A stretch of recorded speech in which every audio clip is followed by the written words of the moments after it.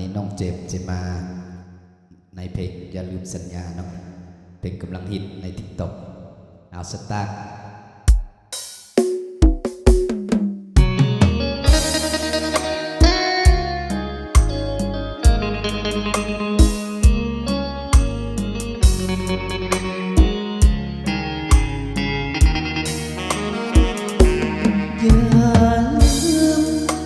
ฟังเสียงเพลงอายหอมสาว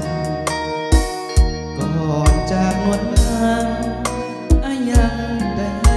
สัญญาว่าจะหักนางหักเที่ยวตลอดชีวาหากผู้ใดลืมลาฟ้านั้นซอยลงโทษให้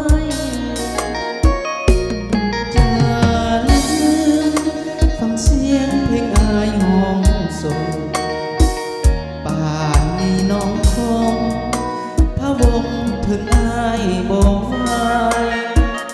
น้องอย่าน้อยใจว่าสายจะได้ลืมไหลขอจงมั่นในใจว่าสายฮักแท้แน่นอนน้องนาจะเหมือนตัวบ่นอนลืมมีคู่ห่วงหอมพันนอจะหายไปก่อนน้องอย่าได้ลืมสัญญาเลยนะงามนอนพี่นายเป็นคู่เคียงนอนห่วงหอนตลอดชีวาอย่าลืม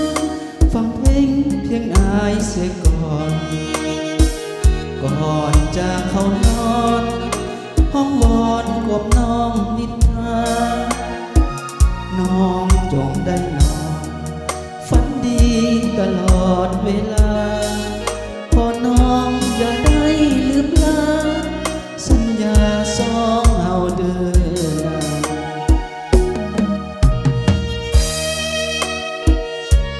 มือแลมือทำบิด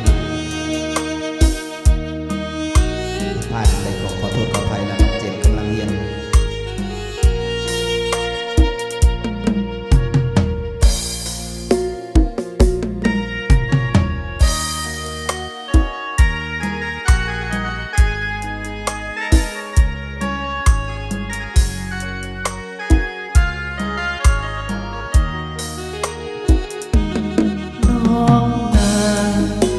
จะเหมือนตัวอายบ่นองลืมมีคู่ห่วงหอมพันนอจะอายไปก่อนน้องอย่าได้ลืม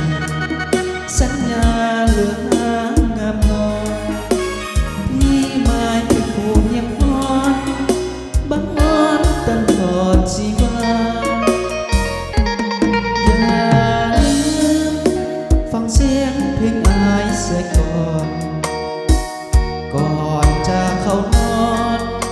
ห้องนอนกบน้องนินทาน้องอย่าได้นอนฝันดี